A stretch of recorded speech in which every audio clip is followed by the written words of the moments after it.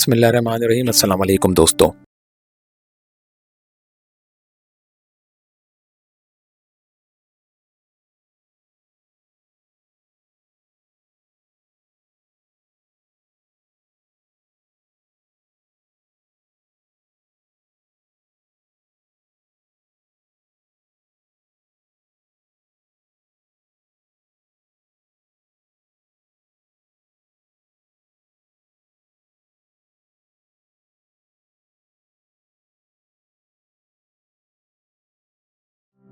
اگر آپ کو ہماری یہ ویڈیو پسند آئے تو ہمارے چینل کو سبسکرائب اور ویڈیو کو لائک کرنا نہ بھولیے گا۔ دوستو، صحابہ کرام رضوان اللہ اجمعین میں سے کئی شخصیات ایسی ہیں جن کا ذکر کرتے ہوئے موجودہ زمانے کے کئی اہل علم دانستہ اور نادانستہ زیادتی کر گئے۔ یہ زیادتی کچھ تو غالی پروپیگنڈے کے زیر اثر تھی اور کچھ اس بنا پر کہ اہل سنت کے بعض اہل علم نے تاریخ کو شیعی نقطہ نظر سے پڑھا اور آگے بیان کر دیا۔ انہی صحابہ میں سے ایک شخصیت سیدنا سعید بن العاص اموی کی ہے۔ علامہ ابن حجر اسقلانی اپنی کتاب الاصابہ کی جلد دوم میں سیدنا سعید بن العاص کے بارے میں لکھتے ہیں کہ قریشی اموی تھے۔ ابن ابی حاتم اپنے والد سے روایت کرتے ہیں کہ انہیں شرف صحابیت حاصل ہے۔ ابن حجر کہتے ہیں کہ سیدنا سعید نبی کریم صلی اللہ علیہ وسلم کے انتقال کے وقت 9 سال کے تھے۔ ان کا والد عاص بن امیہ اموی بدر میں قتل ہوا تھا اور سیدنا علی نے اسے قتل کیا تھا۔ ایک دفعہ سیدنا عمر نے سیدنا سعید بن العاص سے فرمایا کہ میں نے تمہارے والد عاص بن امیہ اموی کو قتل نہیں کیا بلکہ اپنے ماموں عاص بن ہشام مخزومی کو قتل کیا ہے۔ اس پر سیدنا سعید بن العاص نے جوش ایمانی سے بھرپور جواب دیا کہ اگر آپ نے میرے والد کو قتل بھی کیا ہے تو آپ حق پر تھے اور وہ باطل پر تھا۔ جناب عمر ان کی اس بات سے بے انتہا خوش ہوئے۔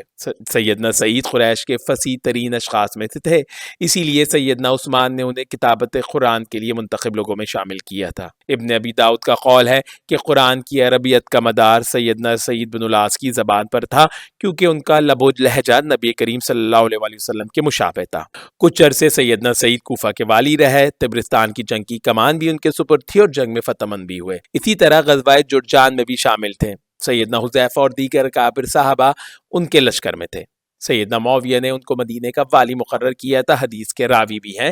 مسلم اور نسائی نے ان سے روایت بحوالہ سیدنا عثمان اور سیدہ عائشہ حدیث نقل کی ہیں۔ سیدنا معاویہ فرماتے تھے کہ سیدنا سعید بن العاص قریش کے سخی ترین انسانوں میں سے ہیں۔ آپ سخاوت اور کرم نوازی میں شہرت رکھتے تھے، حتیٰ کہ اگر ان کے پاس کوئی حاجت مند آتا اور فی الفور ان کے پاس کچھ نہ ہوتا تو اسے سربہ مہر تحریر لکھ دیتے۔ جب ان کا انتقال ہوا تو ان پر 80,000 دینار قرض تھا جو کہ آپ کے بیٹے عمر الاجدق نے ادا کیا۔ صالح بن کیسان سے مروی ہے کہ سیدنا سعید بن العاص بڑے بردبار اور باوقار انسان تھے۔ جب کسی چیز کو پسند یا ناپسند کرتے تو اس کا اظہار نہ کرتے تھے۔ فرماتے تھے کہ دل تو بدلتے رہتے ہیں، انسان کے لیے مناسب نہیں کہ وہ آج کسی ایک چیز کی تعریف کرے اور کل اس کی مذمت کرنے لگے۔ سیدنا سعید بن العاص کی حکیمانہ باتوں میں سے ایک قول یہ بھی ہے کہ شریف سے مزاح نہ کرو کہ وہ تم سے بغض کرنے لگے گا، اور نہ کسی برے انسان سے مزاح کرو ورنہ وہ جری اور دلیر ہو جائے گا۔ ابن ابی دنیا نے بواسطہ عبداللہ بن مبارک ان کا ایک اور قول نقل کیا ہے کہ میں 2 جگہ خاموش رہنے میں معذور نہیں، جب میں کسی جاہل سے مخاطب ہوں یا مجھے اپنا کوئی کام ہو۔ مصعب زبیری کہتے ہیں کہ ان کی شریف النفس طبیعت کے زیر اثر ان کو شہد کا ڈبہ کہا جاتا تھا۔ الغرض سیدنا سعید بن العاص صغار صحابہ میں سے تھے جن کی تربیت اکابر صحابہ نے کی تھی۔ قرآن مجید کے بڑے عالم تھے اور زبان کی صحت کے بارے میں حجت سمجھے جاتے تھے۔ چنانچہ جب امیر المومنین سیدنا عثمان نے قرآن مجید کو ایک حرف پر مجتمع کیا اور باقی متداول قرأتوں کی ممانعت کر دی تو جن بزرگوں کے سپرد قرآن کے وحدانی نسخوں کی کتابت تھی ان میں سیدنا زید بن ثابت، سیدنا عبداللہ بن زبیر اور سیدنا عبد الرحمن بن حارث بن ہشام کے ساتھ ساتھ سیدنا سعید بن العاص کو بھی مصحف کی نقل پر مامور کیا تھا۔ اس بہترین علمی اور دینی خدمت کے علاوہ سیدنا سعید جہادوں میں بھی بڑا نام پیدا کر چکے تھے۔ چنانچہ جیسے کہ ابن حجر اسقلانی نے تصریح کی ہے کہ طبرستان کے جہاد میں کمان آپ ہی کے سپرد تھی اور اس اموی بطل عظیم کی قیادت میں اجلہ صحابہ نے اس جہاد میں شرکت کی، جن میں سیدنا عبداللہ بن عباس، سیدنا حسن اور سیدنا حسین وغیرہ ہم بھی شامل تھے، اور یہ معرکہ سیدنا سعید بن العاص کی سرکردگی میں سر کیا گیا تھا۔ سیدنا سعید بن العاص سیدنا عثمان کے داماد تھے کہ ان کو سیدنا عثمان بن عفان کی بیٹی ام عمرو بنت عثمان بیائی تھی۔ اس رشتے سے یہ سیدنا خالد بن ولید کے ہم زلف بھی تھے، کیونکہ سیدنا عثمان کی ایک دوسری بیٹی عروہ بنت عثمان سیدنا خالد کو بیاہی تھی، جبکہ تیسری بیٹی عائشہ بنت عثمان سیدنا عبداللہ بن زبیر کو، چوتھی بیٹی آبان بنت عثمان سیدنا مروان کو بیاہی تھی۔ اس لحاظ سے تمام حضرات سیدنا سعید بن العاص، سیدنا مروان بن الحکم، سیدنا عبداللہ بن زبیر اور سیدنا خالد بن ولید رضوان اللہ اجمعین آپس میں ہم زلف اور داماد خلیفہ راشد ثالث عثمان بن عفان تھے۔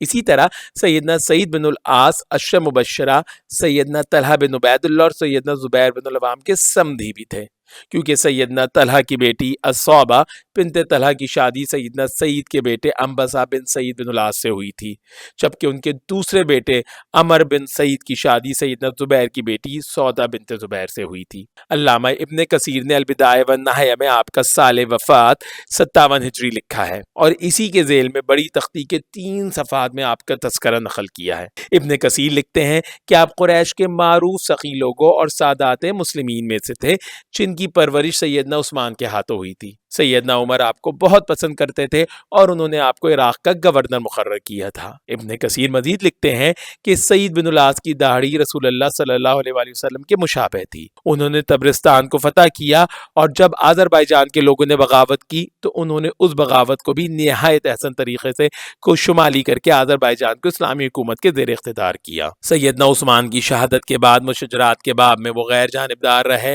اور جنگ جمل اور صفین کسی میں شرکت نہ کی۔ سیدنا معاویہ کی خلافت قائم ہونے کے بعد آپ نے سیدنا معاویہ کی بیعت کر لی اور ان کی خلافت میں کچھ عرصے والی مدینہ کے فرائض انجام دیے۔ ابن کثیر بتاتے ہیں کہ سعید بن العاص نہایت خوش سیرت اور پاک باطن تھے، اکثر جمعے کے دن لوگوں کو بلا کر انہیں کھانا کھلاتے، کپڑے پہناتے اور ان کے گھروں میں ہدایہ اور تحائف اور دیگر چیزیں بھیجتے تھے۔ اس کے علاوہ تھیلیوں میں چیزیں باندھ کر مسجد میں ضرورت مند نمازیوں کے سامنے رکھ دیتے تھے۔ سیدنا عبداللہ بن عمر سے مروی ہے کہ ایک عورت نبی کریم صلی اللہ علیہ وآلہ وسلم کے پاس چند عمدہ چادریں لے کر حاضر ہوئی اور کہنے لگی کہ میں نے نظر مانی ہے کہ میں یہ چادریں عرب کے سب سے معزز شخص کو دوں گی۔ اس وقت سیدنا سعید بن العاص وہاں موجود تھے۔ آپ صلی اللہ علیہ وسلم نے اس عورت سے کہا کہ یہ چادر اس بچے یعنی سعید بن العاص کو دے دو۔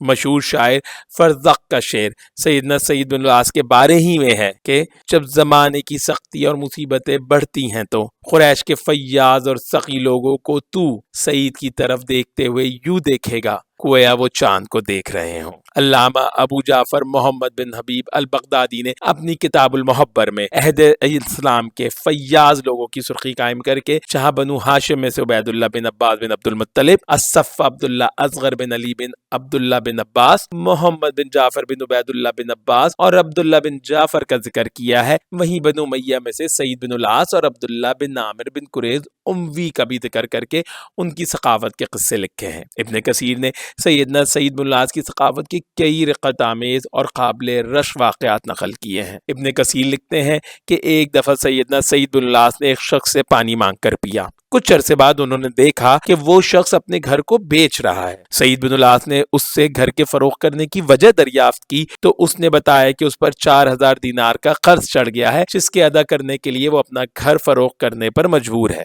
یہ سن کر سعید بن العاص نے قرض خواہ کے پاس اپنا آدمی روانہ کر کے اس کو پیغام بھیجا کہ تیرا قرضہ میرے ذمے ہے، اور گھر والوں کو کہا کہ تم اپنا گھر فروخت مت کرو، آرام سے اس میں رہو۔ سیدنا سعید بن العاص نہایت خوشالان خاری تھے۔ ان کے مصاحبین قرا میں سے ایک شخص مفلس ہو گیا، یہاں تک کہ فاقوں کی نوبت آ گئی۔ اس کی بیوی نے اس سے کہا کہ ہمارا امیر سخاوت کے لیے مشہور ہے، اگر تم اپنا حال اس کو بتاؤ تو ہو سکتا ہے کہ تمہاری کچھ مدد کر دے۔ اس پر اس شخص نے اپنی بیوی سے کہا، تیرا ناز ہو تو مجھ پر سوال کا داغ لگوانا چاہتی ہے۔ لیکن جب بیوی نے زیادہ اصرار کیا تو وہ آ کر سعید بن العاص کی مجلس میں بیٹھ گیا، لیکن کچھ نہ بولا، یہاں تک کہ سب لوگ چلے گئے اور وہ اپنی جگہ بیٹھا رہا۔ سعید بن العاص نے اس سے کہا، میرا خیال ہے کہ تم کس ضرورت سے بیٹھے ہو؟ اس نے کوئی جواب نہیں دیا۔ سعید نے اپنے غلاموں کو وہاں سے چلے جانے کا حکم دیا۔ جب وہ چلے گئے تو اس سے کہا کہ اب تمہارا اور میرے علاوہ، یعنی اب تمہارے اور میرے علاوہ کوئی شخص موجود نہیں، اب بتاؤ کیا ضرورت ہے؟ وہ شخص پھر بھی خاموش رہا۔ پھر سعید بن العاص نے چراغ بجھا دیا اور کہا، تجھ پر اللہ کی رحمت ہو،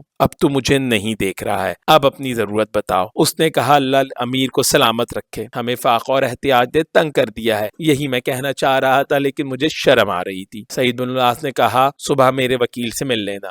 اگلی صبح وہ شخص سعید کے وکیل کے پاس آیا تو وکیل نے کہا امیر نے تمہیں کچھ سامان دینے کا حکم دیا ہے، بس سامان اٹھانے کے لیے کوئی آدمی لاؤ۔ اس شخص نے کہا میرے پاس سامان اٹھانے والا تو کوئی شخص نہیں ہے۔ پھر وہ شخص اپنی بیوی کے پاس آ کر کہنے لگا کہ تو نے مجھے ایسا کام کرنے پر مجبور کیا جس کی وجہ سے میں امیر کے سامنے رسوا ہو گیا ہوں۔ اس نے کوئی وزنی چیز دینے کا حکم دیا جس کے اٹھانے والا کوئی نہیں ہے۔ میرا خیال ہے امیر نے آٹا اور غلہ دینے کا کہا ہے، اگر کوئی رقم ہوتی تو بوجھ اٹھانے والوں کی ضرورت نہ پڑتی۔ اس کی بیوی نے کہا کہ جو کچھ دیا ہے بہرحال وہ ہمارا ہے، لہٰذا اسے لے لو۔ چنانچہ وہ شخص وکیل کے پاس دوبارہ آیا تو وکیل نے کہا کہ میں نے میرے سعید کو اطلاع دی تھی کہ سائل کے پاس کوئی سامان اٹھانے والا نہیں ہے، تو انہوں نے تمہارا سامان 3 سوڈانی غلاموں کے ساتھ تمہارے گھر روانہ کر دیا ہے۔ وہ شخص چلا گیا اور جب گھر پہنچا تو کیا دیکھتا ہے کہ ہر غلام کے سر پر 10,000 درہم ہے۔ اس نے غلاموں سے کہا کہ سامان رکھو اور چلے جاؤ۔ غلاموں نے کہا کہ امیر نے ہمیں بھی تجھے دے دیا ہے، کیونکہ جب وہ کسی کے پاس ہدیہ بیچتے ہیں تو سامان اٹھانے والا بھی ہدیے کا ہی حصہ ہوتا ہے۔ اس کے بعد اس شخص کی تمام مالی احتیاج ختم ہو گئی اور وہ خوشحال و کشادہ رزق ہو گیا۔ اسی طرح ابن کثیر آپ کی ثقافت کا ایک اور واقعہ لکھتے ہیں کہ ایک دیہاتی نے سیدنا سعید بن العاص سے سوال کیا تو انہوں نے خادم کو اسے 500 درہم دینے کا حکم دیا۔ خادم نے صحیح سے سنا نہیں اور پوچھا کہ 500 درہم یا 500 دینار؟ سعید بن العاص نے کہا کہ میں نے تو 500 درہم ہی کہا تھا، لیکن اب چونکہ تمہارا خیال 500 دینار کی طرف گیا تو بہتر ہے کہ اسے 500 دینار ہی دے دو۔ دیہاتی ان دیناروں کو لے کر رونے لگا۔ سعید بن العاص نے اس سے رونے کی وجہ پوچھی کہ کیا تم کو تمہارے حق سے کم دیا گیا ہے؟ اس نے کہا نہیں، بلکہ رونا مجھے زمین پر آتا ہے کہ وہ آپ جیسے انسان کو کیسے نگلے گی۔ ابن کثیر مزید لکھتے ہیں کہ ایک شخص 4 دیتوں کی ضمانت کے سلسلے میں اہل مدینہ سے مدد مانگنے کے لیے آیا تو لوگوں نے اسے بتایا کہ سیدنا حسن بن علی یا سیدنا عبداللہ بن جعفر یا سیدنا سعید بن العاص یا سیدنا عبداللہ بن عباس کے پاس جاؤ، وہ تمہاری حاجت پوری کر دیں گے۔ چنانچہ وہ شخص مسجد کی طرف گیا، سامنے سے سعید بن العاص آ رہے تھے۔ اس نے لوگوں سے پوچھا یہ کون ہے؟ بتایا گیا کہ سعید بن العاص ہیں۔ وہ جا کر ان سے ملا اور اپنی پریشانی ان کو بتائی۔ سعید بن العاص وہیں سے مسجد جانے کے بجائے اپنے گھر واپس آئے اور اس شخص سے کہا کہ کوئی مزدور لے آؤ۔ اس نے کہا میں نے آپ سے مال مانگا ہے، کھجوریں نہیں مانگی۔ سعید نے کہا مجھے معلوم ہے، جاؤ کوئی بوجھ اٹھانے والا لے آؤ، اور پھر اسے 40,000 درہم دے دیے۔ وہ شخص یہ مال اٹھا کر واپس ہو گیا اور کسی اور سے کچھ نہ مانگا۔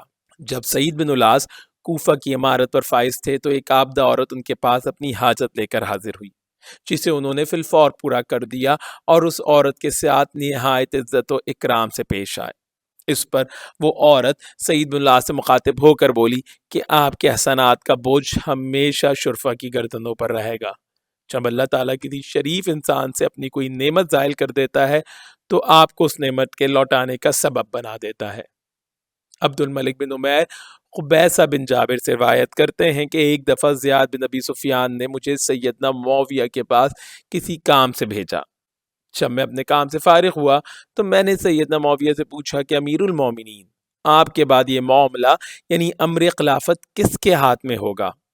تھوڑی دیر خاموش رہ کے سیدنا معاویہ نے فرمایا کہ یہ امر یا تو قریش کے سقی سعید بن العاص کے ہاتھ میں ہوگا یا پھر ثقافت، حیا اور روب و دبدبے کے مالک عبداللہ بن عامر کے پاس جائے گا، یا پھر سردار و سخی انسان سیدنا حسن بن علی تمہارے امیر ہوں گے، یا پھر کتاب اللہ کے قاری، فقیہ ملت اور حدود اللہ میں سختی برتنے والے مروان بن الحکم کے ہاتھ میں امارت ہوگی، یا پھر لوگوں میں سب سے فقیہ عبداللہ بن عمر تم پر حاکم ہوں گے، یا پھر جری و بہادر، بیدار مغز و ہوشیار لیکن سختی سے شریعت کی پابندی کرنے والے عبداللہ بن زبیر کی تم پر امارت ہوگی۔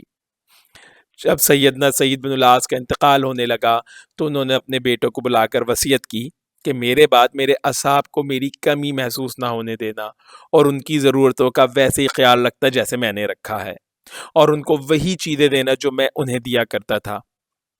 کوشش کرنا کہ سوال کی تکلیف سے بچ سکو، کیونکہ جب انسان اپنی ضرورت طلب کرتا ہے تو اس کی چولیں ہل جاتی ہیں اور خالی ہاتھ لوٹ جانے کے خوف سے اس کی رگیں پھڑکنے لگتی ہیں۔ اللہ کی قسم، اگر کوئی اپنے بستر پر تلملاتا تمہیں اپنی ضروریات کا پورا کرنے والا سمجھتا ہے تو تمہارے اوپر اس کا احسان ہے، پر نسبت اس کے کہ تم اس کی ضرورت پوری کر کے اس پر احسان جتاؤ۔ ابن حجر اسقلانی نے الصحابہ میں سعید بن العاص کا سن وفات 53 ہجری لکھا ہے، لیکن علامہ ابن کثیر نے البدایہ میں 56 ہجری، 57 ہجری اور 58 ہجری کے اقوال نقل کر کے 57 ہجری کو راجح قرار دیا ہے، اور اسی سال کی وفیات کے ذیل میں آپ کے مفصل حالات زندگی لکھے ہیں جو ہم نے اپنی اس ویڈیو میں بیان کیے ہیں۔ سیدنا سعید بن العاص کو جنت البقیع میں دفن کیا گیا۔ آپ کی وفات کے بعد آپ کے بیٹے عمر بن سعید جو سیدنا زبیر بن العوام کے داماد تھے، سیدنا معاویہ کی خدمت میں حاضر ہوئے۔ سیدنا معاویہ نے آپ سے تعزیت کی اور نہایت غمگین لہجے کے ساتھ پوچھا کہ سعید بن العاص پر قرضہ تھا کیا؟ عمر نے اس بات میں جواب دیا تو سیدنا معاویہ نے پوچھا کہ کتنا قرضہ تھا؟ عمر نے بتایا کہ 3 لاکھ درہم، اور ایک روایت میں 3 کروڑ درہم کا ذکر بھی ہے۔ سیدنا معاویہ نے فرمایا کہ ان کا قرضہ میں اپنے ذمے لیتا ہوں۔ عمر بن سعید نے جواباً عرض کیا کہ امیر المومنین، والد نے مجھے اپنی زمینیں فروخت کر کے قرضوں کی ادائیگی کی وصیت کی ہے۔ چنانچہ سیدنا معاویہ نے ان زمینوں کے بدلے عمر بن سعید کو اتنا مال دے دیا جس سے سعید بن العاص کے تمام قرضے چکا دیے گئے۔